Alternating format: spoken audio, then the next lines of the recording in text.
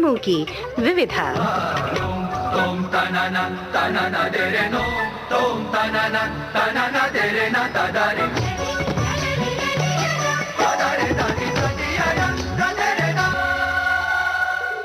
विविधा के सभी सुनने वालों को यूनुस खान का नमस्कार।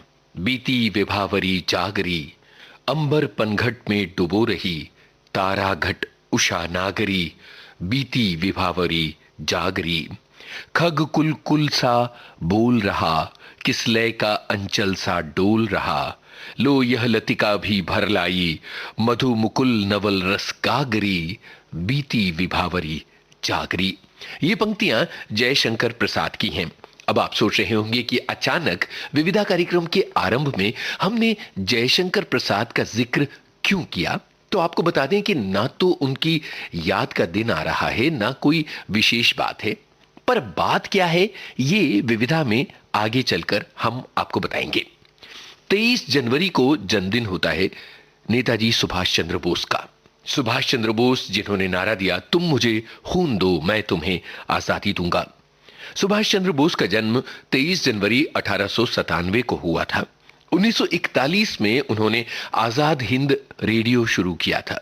भारत के स्वाधीनता आंदोलन में जिन रेडियो स्टेशंस की महत्वपूर्ण भूमिका रही है, उनमें से एक था आजाद हिंद रेडियो, जो एक गुप्त जगह से अपने प्रसारण किया करता था। सन 1942 में नेताजी सुभाष चंद्र बोस ने आजाद हिंद फौज बनाई थी और मकसद था अंग्रेजों से लोहा लेना और भारत को आजाद कराना। नेताजी सुभाष चंद्र बोस की याद का दिन, उनका जन्मदिन 23 जनवरी। इस मौके पर हम आपके लिए लेकर आए हैं नेताजी सुभाष चंद्र बोस पर केंद्रित एक वार्ता। वार्ताकार हैं मोहम्मद रफीउल्लाह। ये रिकॉर्डिंग हमने विविध भारती के संग्रहालय से हासिल की है, तो सुनते हैं। नेताजी सुभाष चंद्र बोस भारत के एक महान नेता थे। स्वदेश को विदेशी सत्ता से स्वतंत्र और स्वाधीन करने की लड़ाई में उन्होंने जो काम किया वो इतिहास में सदा अमर रहेगा। सुभाष बाबू का जन्म 23 जनवरी सन 1897 में उड़ीसा के कटक नगर में हुआ। उनके पिता का नाम जानकीनाथ बोस और मां का नाम प्रभा देवी था। सन 1919 में सुभाष बाबू ने दर्शन शास्त्र में बीए की परीक्षा पास की और उच्च शिक्षा प्राप्त करने के लिए इंग्लैंड गए।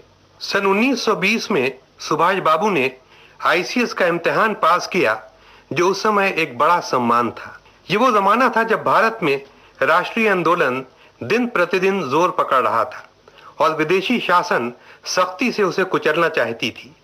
सन 1919 में जलियांवाला बाग की घटना घटी, जिसके विरुद्ध गांधी जी ने असहयोग आंदोलन आरंभ किया। यदि सुभाष बाबू चाहते तो आईसीएस बनने के बाद सरकार में ऊंचे से ऊंचा पद प्राप्त कर सकते थे, किंतु उन्होंने देश सेवा को उत्तम समझा और आईसीएस से त्याग पत्र देकर देश सेवा के लिए भारत वापस लौट आए। वो 16 जनवरी सन 1921 को बंबई पहुंचे और उसी दिन गांधी जी से मिलने गए। सुभाष बाबू की गांधी जी से ये पहली मुलाकात थी, जिसका हाल उन्होंने इन शब्दों में लिखा है। मुझे उस दोपहर की अच्छी तरह याद है जब मैं गांधी जी से मिलने मणि भवन गया। गांधी जी कमरे में फर्श पर बैठे थे, उनके सामने कुछ और व्यक्ति भी बैठे थे। कमरे में सभी सामान खादी से बना था। जब मैं कमरे में गया तो इस बात से मुझे बड़ी शर्म आई कि मेरे शरीर पर विदेशी कपड़े थे। गांधी जी के सुझाव पर सुभाष बाबू ने कलकत्ते में चित्तरंजन दास के साथ काम करना आरंभ किया।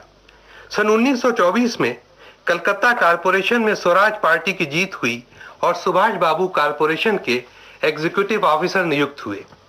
उस समय सुभाष बाबू की उम्र केवल 27 वर्ष थी। शीघ्र ही ब्रिटिश सरकार ने यह इल्जाम लगाकर कि उनका संबंध बंगाल के क्रांतिकारियों से है, उन्हें गिरफ्तार कर लिया और बिना मुकदमा चलाए 3 वर्ष तक जेल में रखा। स्वयं सुभाष बाबू 2 बार कांग्रेस के अध्यक्ष बने।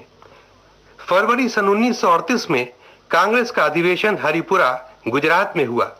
ताप्ती नदी के किनारे विट्ठल नगर बसाया गया और अध्यक्ष सुभाष बाबू का जुलूस 51 बैलों से खींचे जाने वाले रथ पर निकाला गया। सन 1940 में सुभाष बाबू ने फॉरवर्ड ब्लॉक की स्थापना की और विदेशी सरकार ने उन्हें फिर बंदी बना दिया। सुभाष बाबू का मत था कि केवल असहयोग आंदोलन या भाषणों से स्वतंत्रता प्राप्त नहीं हो सकती, उसके लिए अन्य उपाय करना होगा। उनके विचारों का सरकार को पता था और सुभाष बाबू पर कड़ी निगरानी थी, किंतु वह भेष बदलकर भारत से निकल गए। सन 1941 में पहले काबुल गए, फिर वहां से रूस होते हुए जर्मनी पहुंचे। वो भारतीय निवासियों और विश्व युद्ध में पकड़े गए भारतीय सैनिकों की एक सेना बनाना चाहते थे और 1942 के प्रारंभ में सुभाष बाबू ने आजाद हिंद फौज की स्थापना की और सिंगापुर में एक अस्थायी सरकार भी कायम की। आजाद हिंद फौज के सैनिकों से उन्होंने अपने संदेश में कहा कि मत भूलो कि गुलाम रहने से बड़ा और कोई अभिशाप मनुष्य के लिए नहीं है। मैं जन्मजात से आशावादी हूं और किसी भी परिस्थिति में हार मानने वाला नहीं। मैं आपके हाथों अपना राष्ट्रीय झंडा, अपना राष्ट्रीय सम्मान और भारतीय वीरों की परंपरा सौंप रहा हूं। मैं आपसे कहता हूं कि मेरी तरह आशावादी बनिए और मेरी तरह विश्वास कीजिए कि घोर अंधकार उषा की पूर्व सूचना है। भारत स्वाधीन होगा और बहुत शीघ्र ही।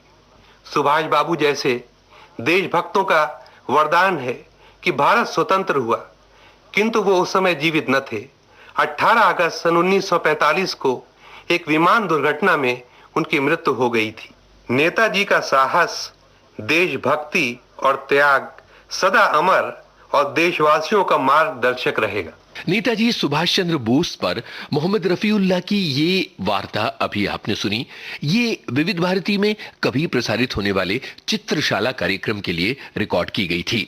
आपको ये बता दें कि नेताजी सुभाष चंद्र बोस पर 2 बार हिंदी फिल्मों का निर्माण भी किया गया है। इसके अलावा उनके जीवन पर टेलीविजन सीरीज तो खैर बनी ही है, जिनकी बातें आज हम नहीं कर रहे हैं। सुभाष चंद्र बोस पर हेमेन गुप्ता ने एक फिल्म सन 1966 में बनाई थी जिसका नाम था नेताजी सुभाष चंद्र बोस। इस फिल्म में अभी भट्टाचार्य ने नेताजी की भूमिका निभाई थी। इस फिल्म के गाने कवि प्रदीप ने लिखे थे और संगीत सलील चौधरी का था। एक गाने का अंश यहां सुन लिया जाए। झंकरो जननन झं झं झंकरो अग्नि बीना, आजाद हो के बंधुओं जियो ये जीना, क्या जीना ये जीना, क्या जीना। झंकर झंकर जननन झं झं झंकरो अग्नि बीना, आजाद हो के बंधुओं जियो ये जीना, क्या जीना ये जीना, क्या जीना। नेताजी सुभाष चंद्र बोस पर जो दूसरी महत्वपूर्ण फिल्म बनी उसे श्याम बेनेगल ने बनाया था साल 2005 में और इस फिल्म का नाम था बोस द फॉरगॉटन हीरो। इस फिल्म के गाने जावेद अख्तर ने लिखे थे और संगीत AR रहमान का था। इस फिल्म के एक गाने की झलक ये रही। जागे हैं अब सारे लोग तेरे देख वतन, तुझे है नारों से अब ये ज़मीन और ये गगन, कल तक में तन्हा था, सुने थे सब रास्ते, कल तक में तन्हा था, पर अब है साथ मेरे लाखों दिलों की धड़कन, देख वतन। ये तो बात हुई नेताजी सुभाष चंद्र बोस की। आज के विविधा कार्यक्रम की शुरुआत में मैंने जयशंकर प्रसाद की एक कविता पढ़ी थी और आपसे ये कहा था कि जयशंकर प्रसाद की कविता ही क्यों पढ़ी ये मैं आपको आगे चलकर बताऊंगा। अभी जरा उनकी एक और कविता आपको सुनाऊं। हिमाद्रि तुंग श्रृंग से प्रबुद्ध शुद्ध भारती, स्वयं प्रभा समुज्ज्वला स्वतंत्रता पुकारती, अमर्त्य वीर पुत्र हो दृढ़ प्रतिज्ञ सोच लो, प्रशस्त पुण्य पंथ है बढ़े चलो बढ़े चलो। ये कविता हमारे रग रग में जोश का संचार कर देती है और जब भी 26 जनवरी आती है तो जाहिर है कि देश के प्रति प्रेम और कृतज्ञता का भाव कुछ ज्यादा ही उमड़ता कुमड़ता है। लेकिन इसलिए हम जयशंकर प्रसाद की कविताएं आपको नहीं सुनवा रहे हैं, बल्कि विविध भारती के संग्रहालय से हमने हासिल की जयशंकर प्रसाद की एक कहानी और ये कहानी हम आपके लिए 2 भागों में लेकर आए हैं। कहानी पुरस्कार का पहला भाग आज हम आपको सुनवाएंगे और इसका दूसरा भाग अगले हफ्ते विविधा कार्यक्रम में आपको सुनवाया जाएगा। तो सुनते हैं कहानी पुरस्कार की रेडियो प्रस्तुति। कौशल का कृषि उत्सव प्रतिवर्ष अत्यंत उत्साह से संपन्न होता था। एक दिन के लिए महाराज को कृषक बनना पड़ता था। उस दिन इंद्र पूजन की धूमधाम होती और गोठ होती। नगर निवासी उस पहाड़ी भूमि में आनंद मनाते थे। दूसरे राज्यों से भी युवक कुमार इस उत्सव में आकर बड़े चाव से योग देते थे। कौशल के महाराज मंद मंद मुस्कुराते गजराज से उतरे। पुरोहित वर्ग ने श्लोकों का उच्चारण शुरू किया। हरि ओम गणानांता गणपति गुंगवामहे प्रियानांता प्रियपति गुंगवामहे गुंगमान की श्रद्धा। महाराज ने स्वर्ण रंजित हल की मूठ पकड़कर जुते हुए सुंदर पुष्ट बैलों को चलने का संकेत किया। बाजे बजने लगे। किशोरी कुमारियों ने खीलों और फूलों की वर्षा की। मगध का एक राजकुमार अरुण अपने रथ पर बैठा बड़े कौतूहल से ये दृश्य देख रहा था। बीजों का थाल लिए कुमारी मधुलिका महाराज के साथ थी। बीज बोते हुए महाराज जब हाथ बढ़ाते, मधुलिका उनके सामने थाल कर देती। ये खेत मधुलिका का था, जो इस साल महाराज की खेती के लिए चुना गया था। इसीलिए बीज देने का सम्मान मधुलिका को ही मिला। वो कुमारी थी, सुंदरी थी। कभी वो अपने कौशे वसन को संभालती और कभी अपनी रूखी अलकों को, किंतु महाराज को बीज देने में उसने शिथिलता न दिखाई। सब लोग महाराज का हल चलाना देख रहे थे, विस्मय से, कौतूहल से। और अरुण देख रहा था कृषक कुमारी मधुलिका को। आह, कितना भोला सौंदर्य, कितनी सरल चितवन। उत्सव का प्रधान कृत्य समाप्त हो गया। महाराज ने मधुलिका को खेत का पुरस्कार दिया। थाल में कुछ स्वर्ण मुद्राएं, वो राजकीय अनुग्रह था। मधुलिका ने थाली सर से लगा ली, किंतु साथ ही उन स्वर्ण मुद्राओं को महाराज पर न्यौछावर कर बिखेर दिया। मधुलिका की ये तेजमयी मुद्रा लोग आश्चर्य से देखते रह गए। महाराज की भ्रिकुटी जरा चढ़ी ही थी कि मधुलिका ने सविनय कहा, देव, ये मेरे पितृ पितामहों की भूमि है। इसे बेचना अपराध है, इसलिए मूल्य स्वीकार करना मेरी सामर्थ्य के बाहर है। अबोध बालिका, क्या बक रही है? राजकीय अनुग्रह का तिरस्कार? तेरी भूमि से चौगुना मूल्य है।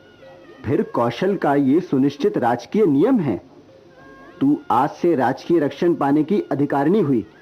इस धन को ले और अपने को सुखी बना। राजकीय रक्षण की अधिकारिणी तो सारी प्रजा है मंत्रीवर। महाराज को भूमि समर्पण करने में तो मेरा कोई विरोध न था और न है, किंतु मूल्य स्वीकार करना असंभव है। मंत्रीवर, आप इस बारे में क्या कहते हैं? देव, वाराणसी युद्ध के अन्यतम वीर सिंह मित्र की ये एकमात्र कन्या है। सिंह मित्र की कन्या, जिसने मगध के सामने कौशल की लाज रख ली थी? मधुलिका उसी वीर की कन्या है? हाँ देव। मंत्रीवर, इस उत्सव के परंपरागत नियम क्या हैं? देव, नियम तो बहुत साधारण है। किसी भी अच्छी भूमि को इस उत्सव के लिए चुनकर नियमानुसार पुरस्कार स्वरूप उसका मूल्य दे दिया जाता है। वो भी अत्यंत अनुग्रह पूर्वक, अर्थात भू संपत्ति का चौगुना मूल्य उसे मिलता है। उस खेती को वही व्यक्ति वर्ष भर देखता है और वो राजा का खेत कहा जाता है।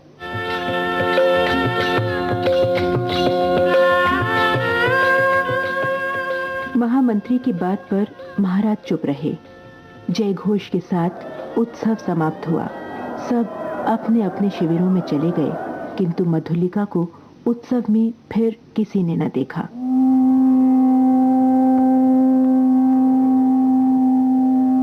वो अपने खेत की सीमा पर विशाल मधुप वृक्ष के चिकने हरे पत्तों की छाया में अनमनी चुपचाप बैठी रही। रात्रि का उत्सव अब विश्राम ले रहा था। राजकुमार अरुण उसमें सम्मिलित नहीं हुआ। वो अपने विश्राम भवन में जागरण कर रहा था। आंखों में नींद न थी। प्राची में जैसे गुलाली खिल रही थी, वही रंग उसकी आंखों में था। अरुण उठ खड़ा हुआ। द्वार पर अश्व था। देखते देखते नगर तोरण पर जा पहुंचा। रक्षकगण ऊँग रहे थे। वे अश्व के पैरों के शब्द से चौंके, लेकिन युवक कुमार तीर सा निकल गया। घूमता घूमता अरुण उसी मधुक वृक्ष के नीचे पहुंचा, जहां मधुलिका अपने हाथ पर सिर धरे खिन्न निद्रा का सुख ले रही थी। अश्व की चाप से मधुलिका की आंखें खुल गईं। उसने देखा एक अपरिचित युवक। वो संकोच से उठ बैठी।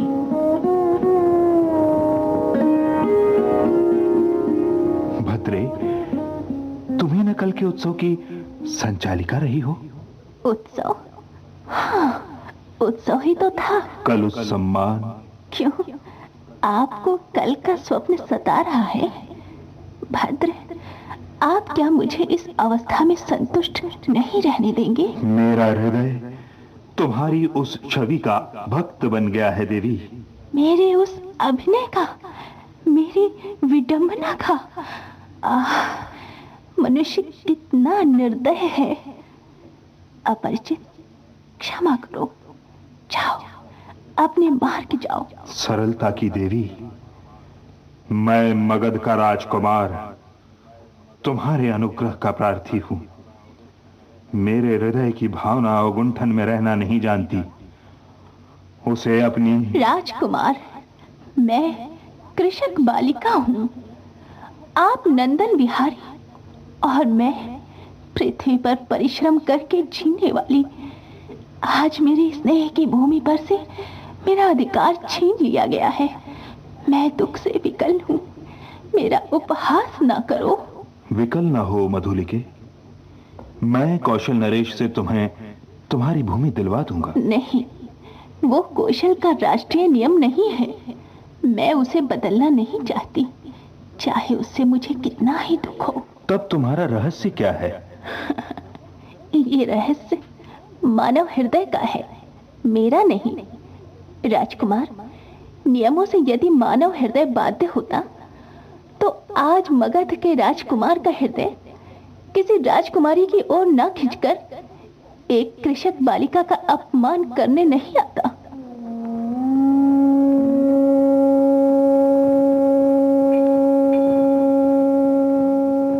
चोट खाकर राजकुमार लौट पड़ा। किशोरी किरणों में उसका रत्न किरीट चमक उठा। अश्व वेग से चला जा रहा था और मधुलिका के हृदय में टीस सी होने लगी। वो सजल नेत्रों से उड़ती हुई धूल देखती रही।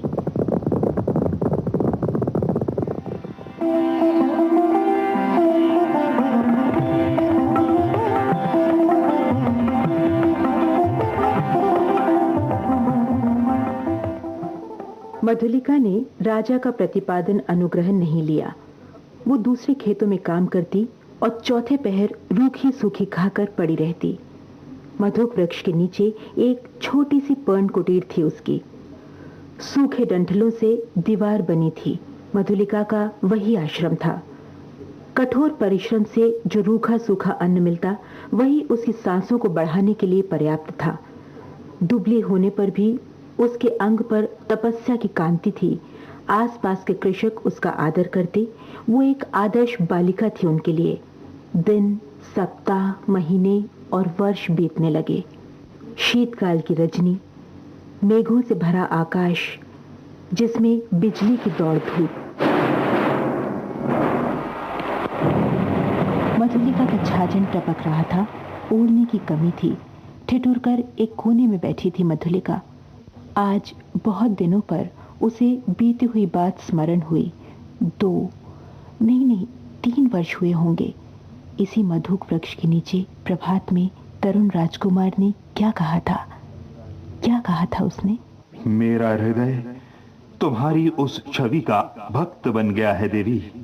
हाय रे विडंबना, आज मधुलिका उस बीते हुए क्षण को लौटा लाने के लिए विकल थी। वर्षा ने भीषण रूप धारण कर लिया।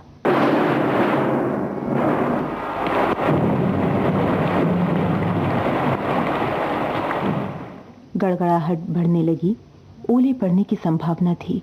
मधुलिका अपनी जर्जर झोपड़ी के लिए कांप उठी। सहसा बाहर कुछ शब्द हुआ। कौन है यहाँ? पथिक को आश्रय चाहिए। राजकुमार। मधुलिका, इतने दिनों के बाद आज फिर? कितना समझाया मैंने, परंतु। और आज आपकी ये क्या दशा है? मैं मगध का विद्रोही, निर्वासित, कौशल में जीविका खोजने आया। मगध के विद्रोही राजकुमार का स्वागत करे एक अनाथनी कृषक बालिका। ये भी एक विडंबना है। तो भी मैं स्वागत के लिए प्रस्तुत हूँ।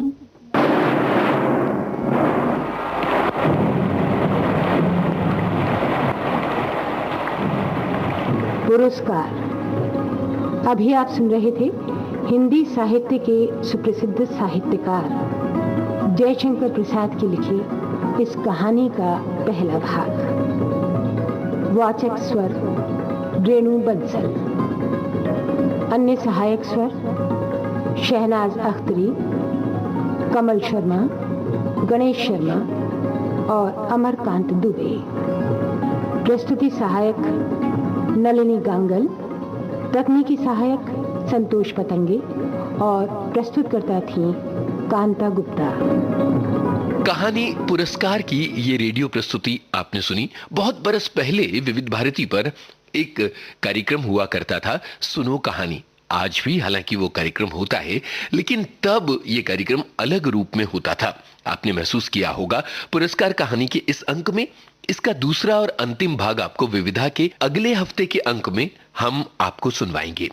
गणतंत्र दिवस की बात हमने की थी और गणतंत्र दिवस इसी हफ्ते में आगे चलकर आ रहा है। तो इस विषय पर शशि राठे की एक वार्ता सुन लें, फिर आगे की बातें आपसे की जाएंगी। भारत को 15 अगस्त 1947 के दिन आजादी मिली थी। पहली संवैधानिक सभा की बैठक 9 दिसंबर 1946 के दिन हुई थी, जिसमें भारतीय संविधान की रूपरेखा के निर्धारण की चर्चा हुई थी। यह संविधान 26 नवंबर 1939 के दिन बनकर तैयार हुआ और इसे 26 जनवरी 1950 से लागू किया गया। इसलिए हम हर 26 जनवरी को गणतंत्र दिवस के रूप में मनाते हैं। स्वतंत्रता मिलने के बहुत पहले यह तय कर लिया गया था कि जनता द्वारा बनाया गया यह संविधान आम जनता के मूलभूत अधिकारों की रक्षा करेगा। 1927 में मद्रास में हुए ऐतिहासिक अधिवेशन में कार्य समिति को अधिकार दिए गए थे कि मूलभूत अधिकारों की घोषणा के साथ स्वराज्य का संविधान तैयार किया जाए। इस मसौदे में 19 मूलभूत अधिकारों की सूची बनाई गई थी। बाद में 1931 में कराची में हुए कांग्रेस अधिवेशन में वह प्रस्ताव पास किया गया था, जिसमें कहा गया था कांग्रेस हर नागरिक के मूलभूत अधिकारों की रक्षा करेगी।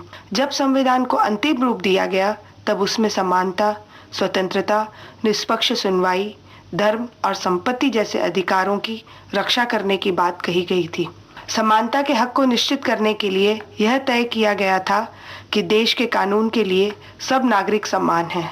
भारत में धर्म, प्रजाति, जाति, लिंग, जन्मस्थान या किसी अन्य कारण से किसी भी नागरिक में किसी प्रकार का भेदभाव नहीं बरता जाएगा।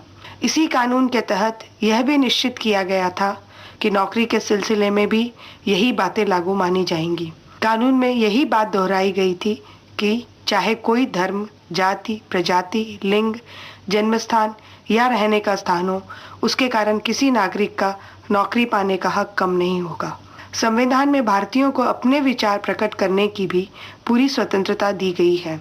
इसी के तहत उसे अपनी संपत्ति बेचने, देने और खरीदने का पूरा अधिकार है। इसी के तहत वह अपना मनपसंद कार्य कर सकता है।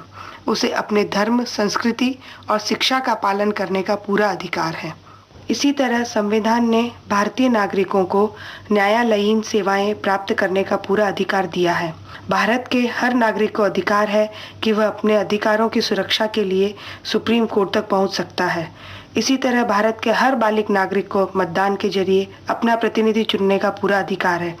इसमें भी धर्म, जाति, लिंग आदि के कारण किसी तरह का भेदभाव नहीं किया जाता है। इन मूलभूत अधिकारों के अलावा भारतीय संविधान की एक और विशेषता है राज्य के नीति निदेशक सिद्धांत, जो कि एक अनोखी चीज है।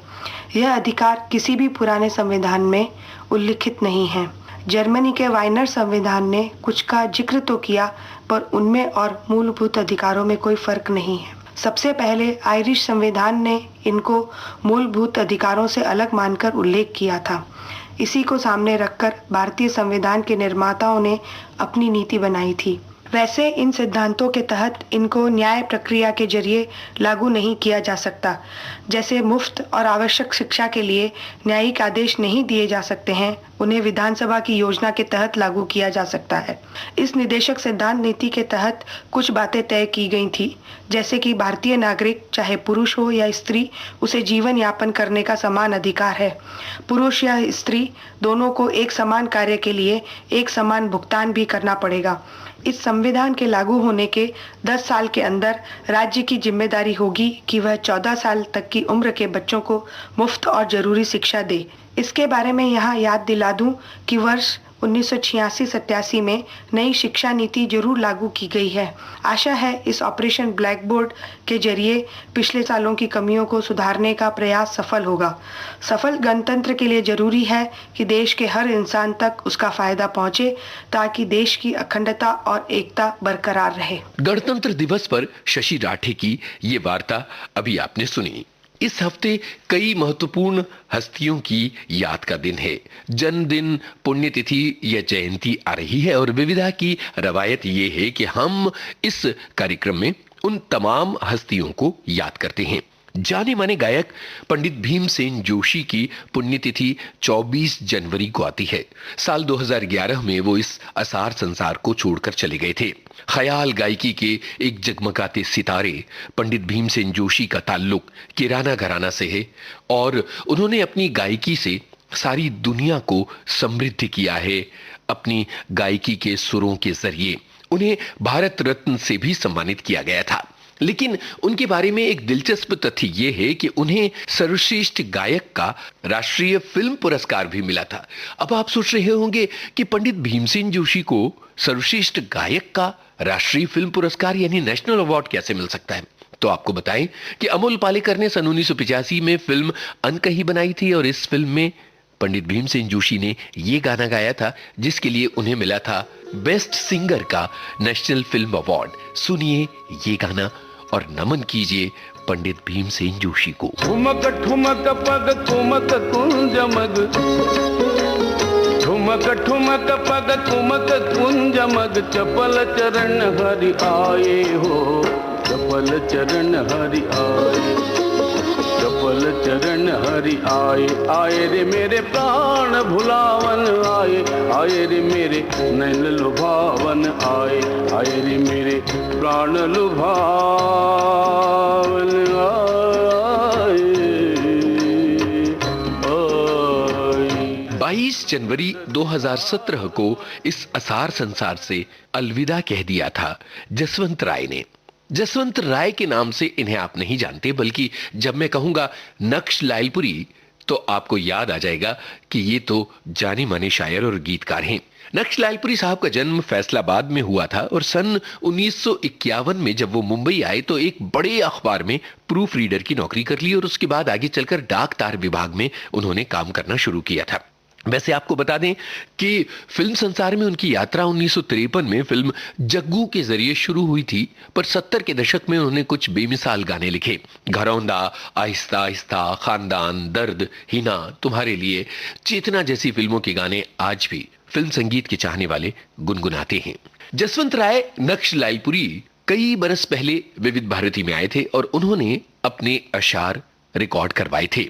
सुनते हैं यही रिकॉर्डिंग। ये गजल पेश खिदमत है।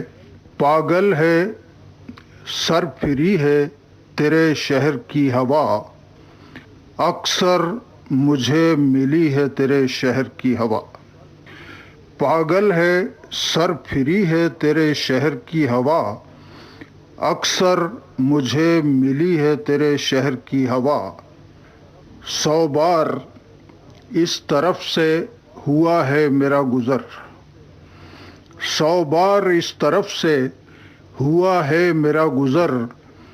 फिर भी नई नई है तेरे शहर की हवा। दीवाना लेके साथ न चल दे इसे कहीं। दीवाना लेके साथ न चल दे इसे कहीं। किससे उलझ रही है तेरे शहर की हवा।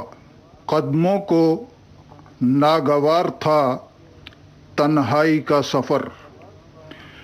कदमों को नागवार था तन्हाई का सफर। हमराह चल पड़ी है तेरे शहर की हवा। आवारगी ओ शौक का पहने हुए लिबास। आवारगी ओ शौक का पहने हुए लिबास। रातों को जागती है तेरे शहर की हवा। किसकी तलाश है कि सरे शाम दश्त में। किसकी तलाश है कि सरे शाम दश्त में। तन्हा भटक रही है तेरे शहर की हवा। रुखसत हुआ मैं तुझसे तो साथ आई दूर तक।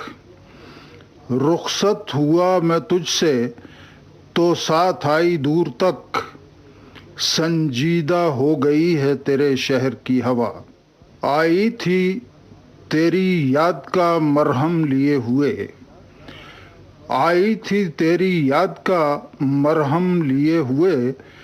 कुछ जख्म दे चली है तेरे शहर की हवा। उसकी अना भी छूने लगी आसमान को। उसकी अना भी छूने लगी आसमान को। क्या नक्श को लगी है तेरे शहर की हवा। पागल है सर फिरी है तेरे शहर की हवा। अक्सर मुझे मिली है तेरे शहर की हवा। उदासियों का समंदर है और मैं तन्हा। उदासियों का समंदर है और मैं तन्हा। के दिल के डूबने का डर है और मैं तन्हा। सजा ये मुझको मिली मेरी बेगुनाही की। सजा ये मुझको मिली मेरी बेगुनाही की। हर एक हाथ में पत्थर है और मैं तन्हा। हर एक हाथ में पत्थर है और मैं तन्हा। सितारे डूबते जाते हैं मेरी आंखों में। सितारे डूबते जाते हैं मेरी आंखों में। सियाह रात का मंजर है और मैं तन्हा। सियाह रात का मंजर है और मैं तन्हा। हर एक ख्वाब तेरी रोशनी को तरसा है। हर एक ख्वाब तेरी रोशनी को तरसा है। अंधेरा मेरा मुकद्दर है और मैं तन्हा। अंधेरा मेरा मुकद्दर है और मैं तन्हा। उड़ा ली नींद की ख्वाहिश भी आरज़ुओं ने। उड़ा ली नींद की ख्वाहिश भी आरज़ुओं ने। सिरहाने दर्द की चादर है और मैं तन्हा। जिसे तराश न पाया मैं नक्श बरसों में। जिसे तराश न पाया मैं नक्श बरसों में। ये वो ख्याल का पैकर है और मैं तन्हा। उदासियों का समंदर है और मैं तन्हा। के दिल के डूबने का डर है और मैं तन्हा। जी ओम प्रकाश फिल्म संसार के एक जाने माने प्रोड्यूसर और डायरेक्टर। सियालकोट पंजाब में उनका जन्म हुआ था और आगे चलकर वो मुंबई आ गए थे। उन्होंने अपने हिस्से का संघर्ष किया, फिल्मों में प्रोडक्शन मैनेजर बने और बाद में उन्होंने अपना प्रोडक्शन हाउस बनाया और आगे चलकर कई बेमिसाल फिल्मों का निर्माण और निर्देशन उन्होंने किया। पहले तो उन्होंने आस का पंछी, आई मिलन की बेला, आई दिन बहार के, आया सावन झूम के, आंखों आंखों में जैसी फिल्में प्रोड्यूस की और उसके बाद जब वो डायरेक्टर बन गए तो आपकी कसम, आक्रमण, अपनापन, आशिक हूं बहारों का जैसी फिल्मों को डायरेक्ट भी उन्होंने किया। कमाल की बात यह है कि उनकी फिल्में अंग्रेजी के ए अल्फाबेट से शुरू होती थीं सारे नाम तकरीबन ए से हुआ करते थे और इस बारे में भी एक इंटरव्यू में मैंने उनसे पूछा था। बहरहाल जे ओम प्रकाश की एक पुरानी रिकॉर्डिंग उन्हें याद करते हुए आपकी नजर विविध भारती के संग्रहालय से। फिर सब कहते हैं कि रात यूं दिल में तेरी खोई हुई याद आई, जैसे वीराने में चुपके से बाहर आ जाए। क्या बात है। और जैसे सहराओं में हौले से चले बादे नसीम, जैसे बीमार को बेवजह करार आ जाए। क्या बात है, क्या बात। देखिए ना, याद को कहने का ये भी एक अंदाज है। बिल्कुल। मैंने जब सन 59 में अपना फिल्मी कैरियर शुरू किया तो एक उलझन थी कि कंपनी का नाम क्या रखें। इतवार का दिन था, बहुत से अखबारात आए, तो ऐसे सामने आया धर्मयुग। तो हमने कहा धर्म को जरा अलहदा कर देते हैं, यहाँ फिल्म रख दीजिए। तो फिल्म युग से ही शुरू करते हैं। क्या बात है, क्या बात। मैं हमेशा सोचता था कि आपकी कंपनी का नाम फिल्म युग क्यों है। वहाँ इंस्टेंटली सबने पसंद किया जी। तो ये उसकी मेहरबानी है कि आज तक फिल्म युग कायम है।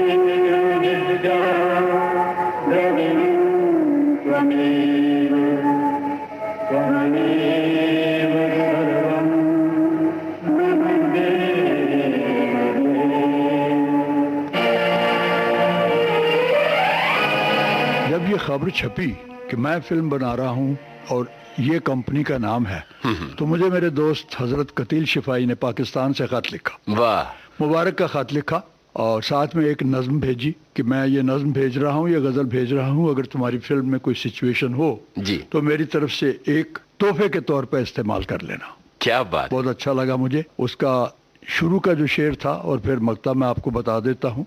कतील साहब कहते हैं कि अंगड़ाई पर अंगड़ाई लेती है रात जुदाई की।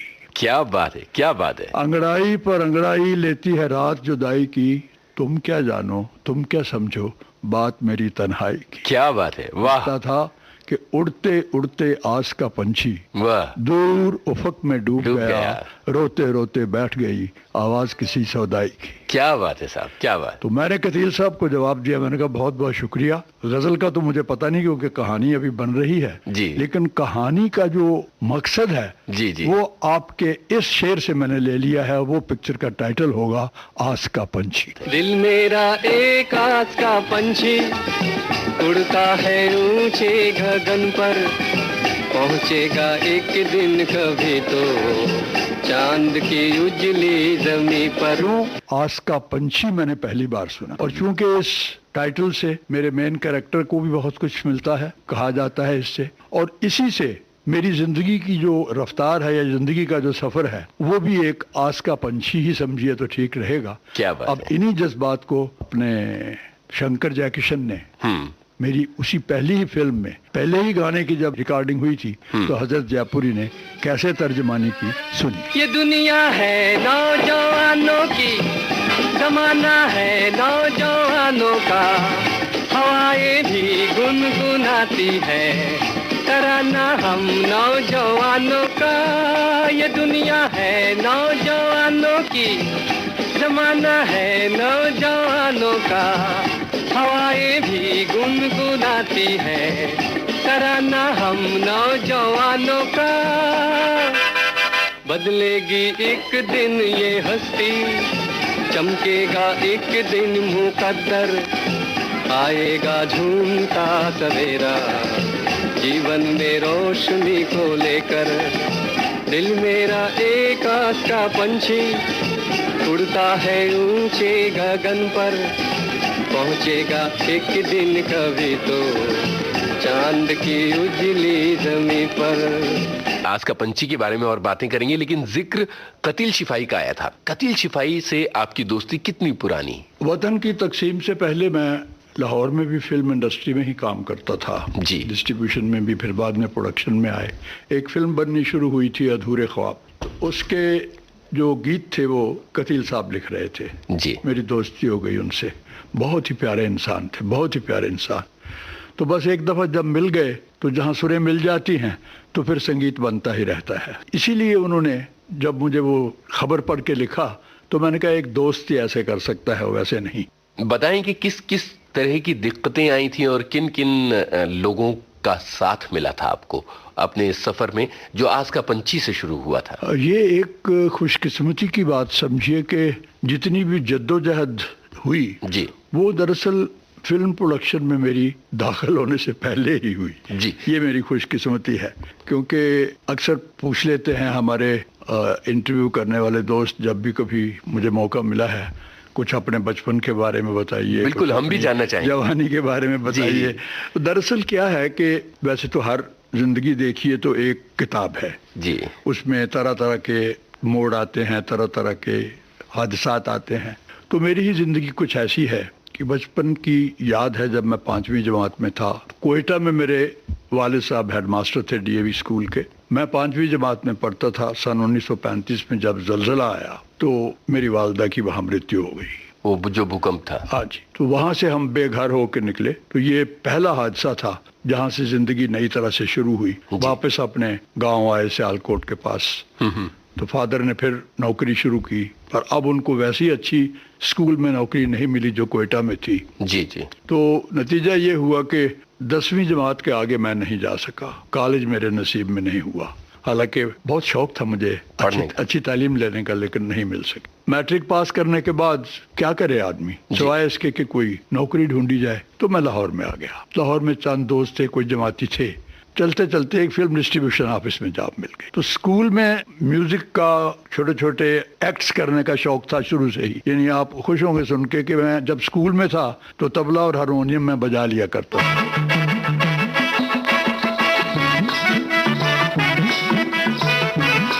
क्या बात है? जिसने मुझे साथ दिया अपनी फिल्मों का संगीत। क्या बात है? तो जिंदगी का यूनुस साहब फिर वो दूसरा दौर शुरू हुआ, फिर से नई जिंदगी शुरू हुई जब मैं लाहौर से बॉम्बे में पहुंचा। यहाँ अनफॉर्चुनेटली बगैर कोई शिकायत किए ऐसा था कि जो अब कंट्री से रिफ्यूजीज आते थे उनको कुछ हमदर्दी से नहीं देखा जाता था। सही है। तो जगह नहीं मिलती थी, नौकरी भी नहीं मिलती थी। आखिर तरद्दुद करते करते करते करते करते करते सन 56 तक, यानी 47 से लेके 56 तक एक जद्दोजहद का दौर था, जिसमें मैं अक्सर कहा करता था कि उस दौर में वो दुनिया के अंग्रेजी के मुताबिक LESS लेस कहते हैं ना जी, वो सारे मेरे साथ लगे हुए थे।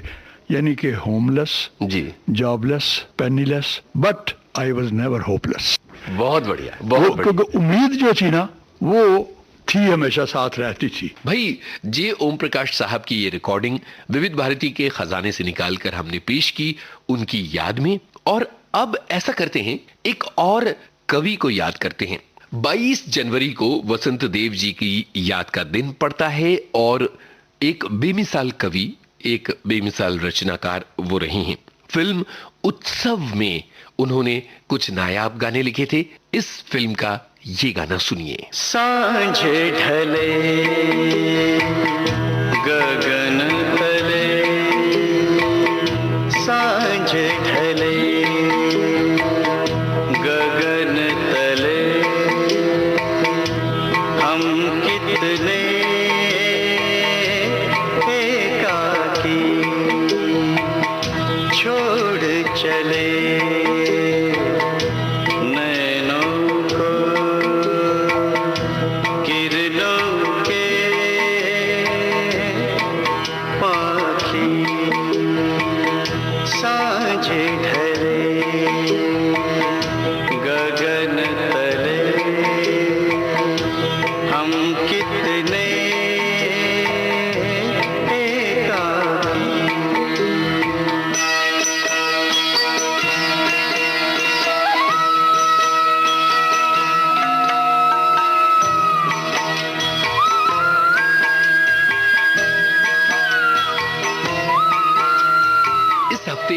जाने माने निर्माता निर्देशक सुभाष घई का भी जन्मदिन पड़ रहा है। और सुभाष घई का जन्मदिन यानी एक बड़े शोमैन का जन्मदिन।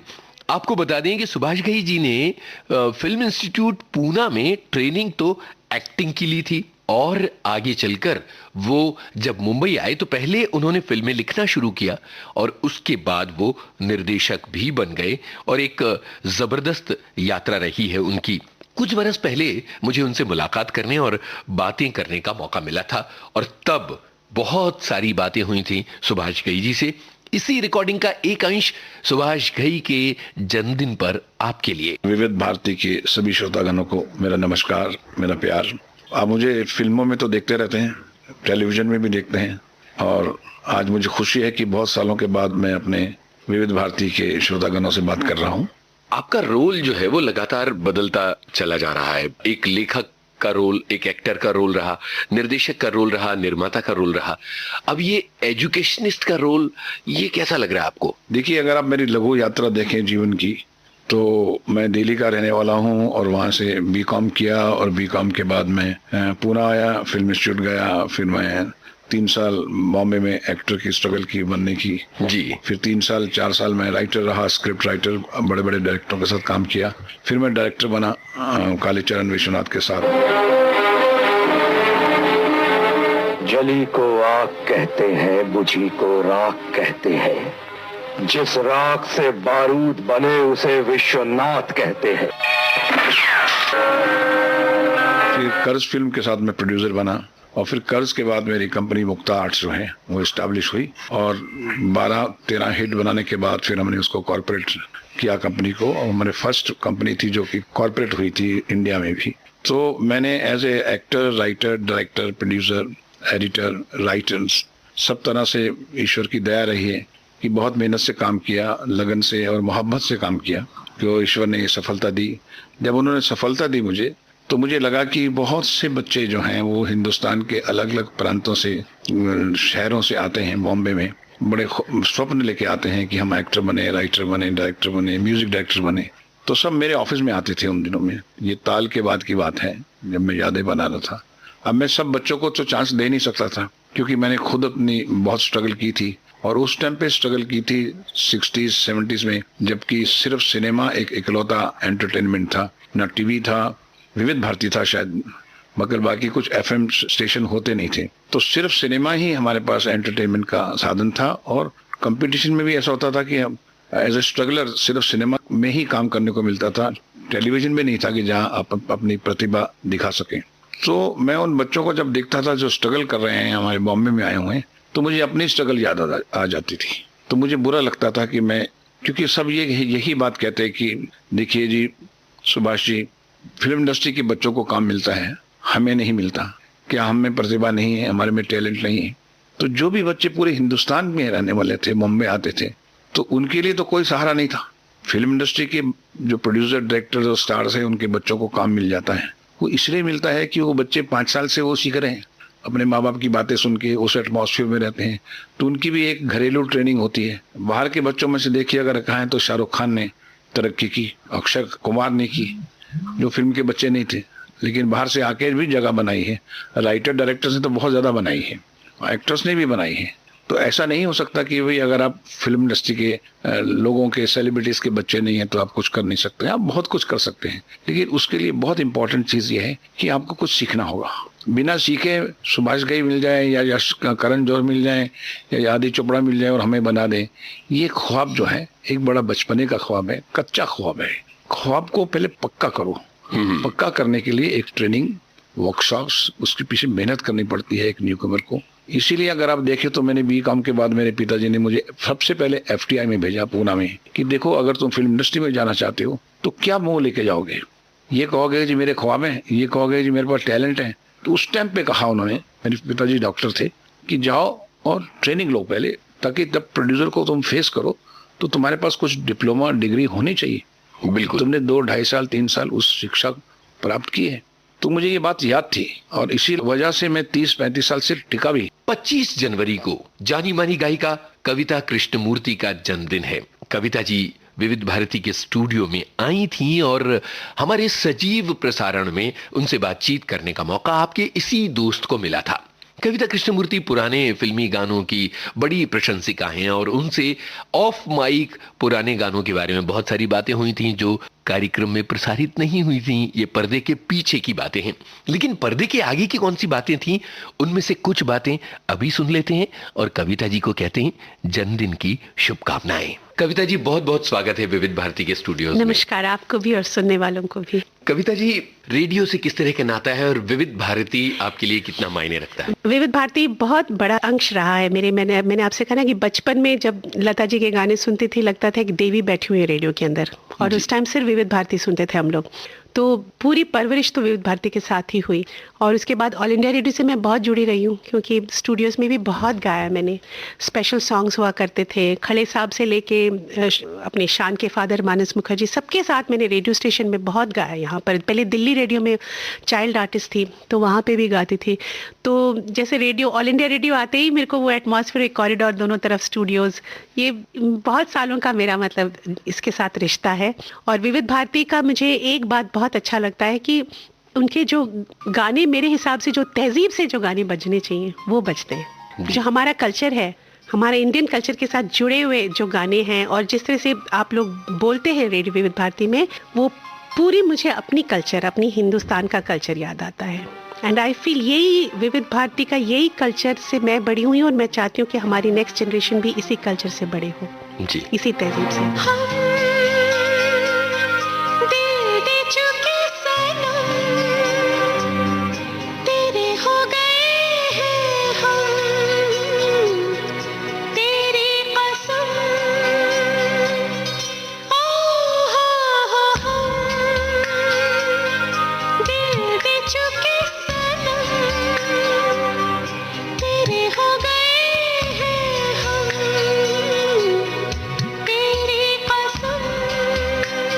कविता जी, आपके गाने का सिलसिला जो है वो शायद दिल्ली में आपके बचपन से ही शुरू हुआ होगा। घर में किस तरह का माहौल था? एक्चुअली घर पे ऐसा था कि मेरे पेरेंट्स तो कृष्णमूर्ति तमिलियंस हैं, और एक बंगाली अडॉप्टेड पेरेंट्स थे भट्टाचार्य। तो दो परिवारों का एक ही घर में रहते थे हम लोग। तो मुझे तमिल और बंगाली दोनों का कल्चर का प्रभाव मेरे पर था। मैं शुरुआत तो टैगोर म्यूजिक से ही शुरू की, क्योंकि मैं कालीबाड़ी मंदिर के पास रहती थी दिल्ली में। तो वहाँ एक सुरमा बासु टीचर हुआ करते थे। तो पहले मैं टैगोर सीखते सीखते फिर बलरामपुरी जी करके मास्टर, मेरे पहले मास्टर आए जो हिंदुस्तानी क्लासिकल का शुरुआत किया। हालांकि मेरी मदर कर्नाटिक म्यूजिक जानती थी, क्योंकि वो साउथ इंडियन थी, पर छोटी उम्र में शादी हो गया और फिर कंटिन्यू नहीं किया उन्होंने। वो चाह रही थी कि मैं कर्नाटिक भी सीखूं, पर उस माहौल में हिंदुस्तानी ही सीखना शुरू किया। तो माहौल तो बहुत सपोर्टिव था म्यूजिक के लिए, लेकिन फिल्म इंडस्ट्री से तो जुड़े हुए नहीं थे। तो इसलिए लग रहा था कि मैं शायद इंडियन फॉरेन सर्विस पे जाऊं। एम्बिशन मेरा था कि मैं बहुत देश घूमना चाहती थी। तो मैंने कहा आईएफएस में रहूंगी तो अच्छी पोस्टिंग मिलेगी तो मैं घूमूंगी। तो मेरा यही एम्बिशन था। जी जी।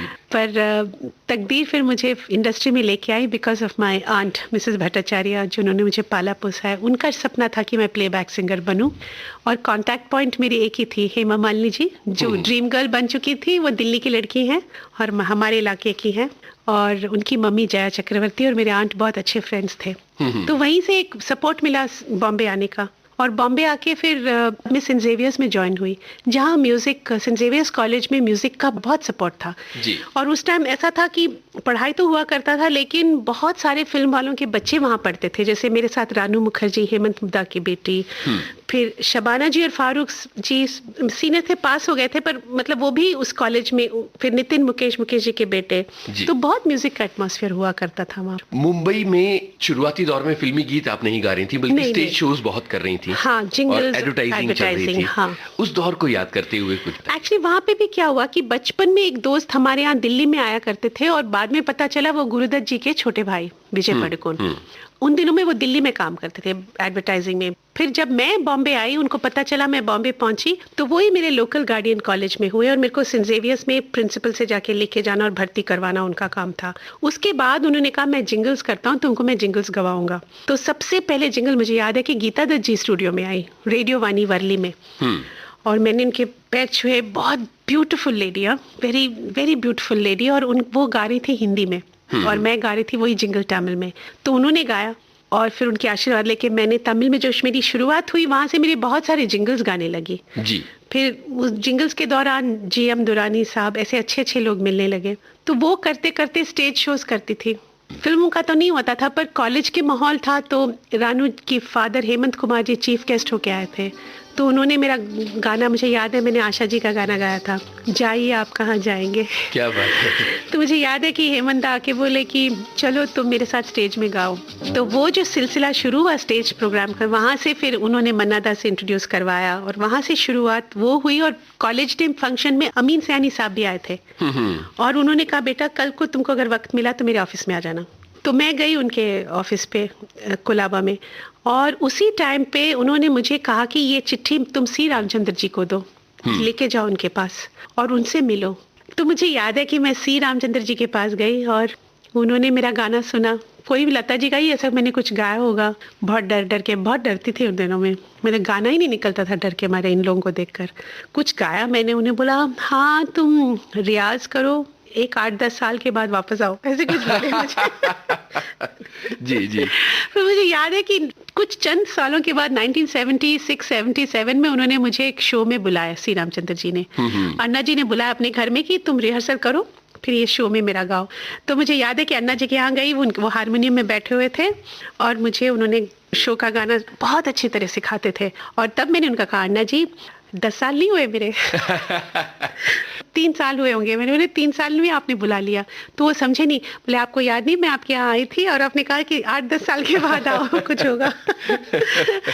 तो वो बहुत मुस्कुराए। ऐसे ऐसे लोगों के साथ फिर मेरा मिलना हुआ। फिर आस्ते आस्ते आस्ते लक्ष्मीकांत प्यारेलाल जी के यहाँ भी हेमा जी के रिश्तेदार कह के ही मेरी इंट्रोडक्शन हुई थी। तो लक्ष्मी जी ने भी मेरे को सुना, पर उन दिनों में लता जी के गाने होते थे तो और एक सिंगर की तरफ देखने का सवाल ही नहीं उठता था। जब लता जी किसी के लिए गाएंगे तो कोई भी म्यूजिक डायरेक्टर और किसी सिंगर को चाहेगा क्यों, इतनी जब देवी जैसे गाती हैं वो। तो फिर भी डबिंग का सिलसिला शुरू हुआ। जब शूटिंग में लता जी नहीं आ सकी, वो शूटिंग के लिए मैं गाया करती थी, तो वो एक सिलसिला जो शुरू हुआ मेरे लिए, it was a fabulous training ground. 80 musician, 100 musician, फिर कोई भी गाना किसी भी रेंज में, लता जी के रेंज में गाना, I think that was what really helped me so much. तो सबसे पहला गाना जिन्होंने रखा 1979-80 में एक फिल्म आई थी मांग भरो सजना, उसमें मैंने गाना गाया था काहे को ब्याही विदेश से लखी बाबुल, और वो मेरी आवाज में रखी गई।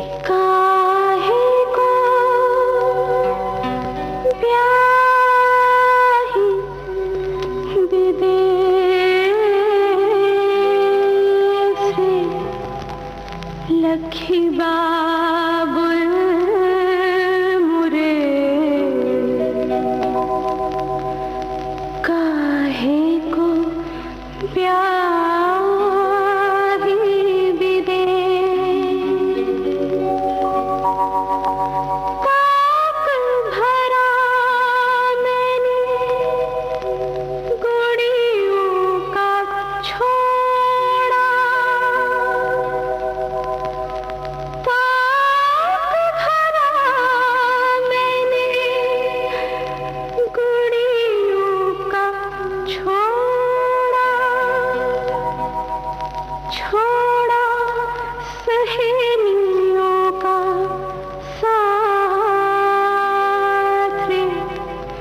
लखी बाबुल मुरे काहे को ब्याही।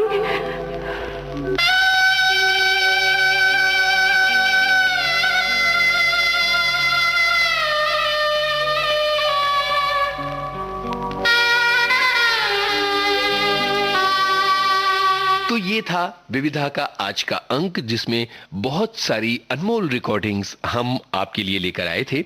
हमें ये उम्मीद है कि विविधा का ये अंक आपको पसंद आया होगा।